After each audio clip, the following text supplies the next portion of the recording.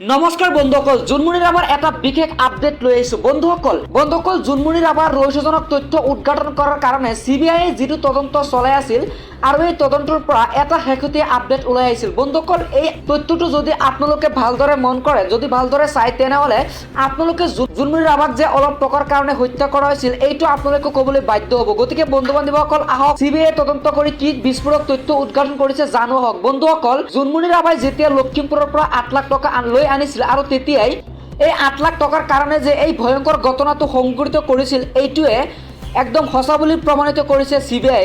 গতিকে বন্ধুসকল, CBI যেতিয়া মনোজ ৰাজবংশীক জেৰা অব্যাহত ৰাখিছিল তেতিয়া ইয়াৰ সম্পূৰ্ণ তথ্য উদ্ঘাটন কৰিছিল CBIৰ দলে।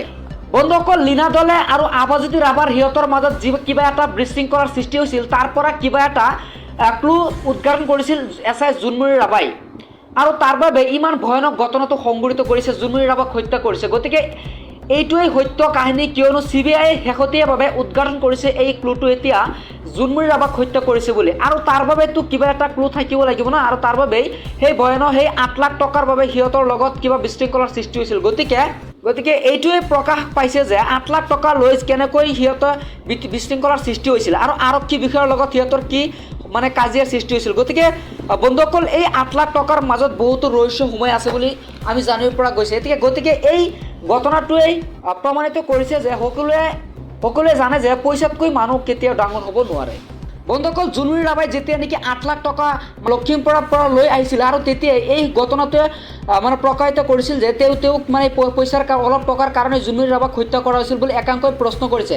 আৰু বন্ধুসকল, কিবা এটা কাৰণত SP লীনা দল আৰু আবাজ্যোতি ৰাভাৰ মাজত কিবা এটা বিশৃংখলাৰ সৃষ্টি হৈছিল আৰু তেতিয়াই SI জোনমণি ৰাভাই কি কৰিছিল, তাৰ পৰা কিবা এটা ক্লুৰ সৃষ্টি কৰিছিল, কিবা এটা ক্লু ওলাইছিল আৰু তাৰ বাবেই এই ভয়ানক ঘটনাটো সংঘটিত কৰিছিল জোনমণি ৰাভাৰ লগতে জোনমণি ৰাভাক হত্যা কৰা হৈছিল। আৰু CBI কি কৰিছিল, যেতিয়া নেকি মনোজ ৰাজবংশীক জেৰা চলাইছিল আৰু তেতিয়াই CBI আহি মনোজ ৰাজবংশীৰ পৰা সকলো তথ্য উদ্ঘাটন কৰিছিল আৰু তেতিয়া কি কৰিছিল, তেওঁ সকলো তথ্য কৈ দিছিল। আৰু এতিয়াই সকলোৱে এটা কথা গম পাইছে, সকলোৱে গম পাই গৈছে যে SI জোনমণি ৰাভাক কি কৰিছিলে, যেতিয়া নেকি জোনমণি ৰাভাই লখিমপুৰৰ পৰা 8 লাখ টকা আনিছিল আৰু সেই টকাৰ কাৰণে অলপ টকাৰ কাৰণে কি কৰিছিল, SI জোনমণি ৰাভাক কি কৰিছিল, সিহঁতে কিবা এটা ষড়যন্ত্ৰ কৰি তেওঁক হত্যা কৰিছিল বুলি।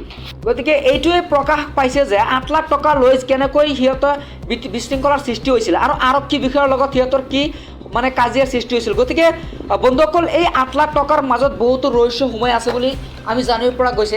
গতিকে এই ঘটনাটোৱেই বন্ধু বান্ধৱীসকল, আপোনালোকে আমাৰ এই চেনেলটোৰ যোগেদি অসমৰ লগতে ভাৰতৰ বিভিন্ন প্ৰান্তৰ বাতৰিৰ লগতে এই জোনমণি ৰাভাৰ সকলো তথ্য চাবলৈ পাব, অৰ্থাৎ জানিবলৈ পাব। গতিকে বন্ধুসকল, আমাৰ চেনেলটো ছাবস্ক্ৰাইব কৰি কাষত থকা বেল আইকনটো প্ৰেছ কৰি ৰাখক।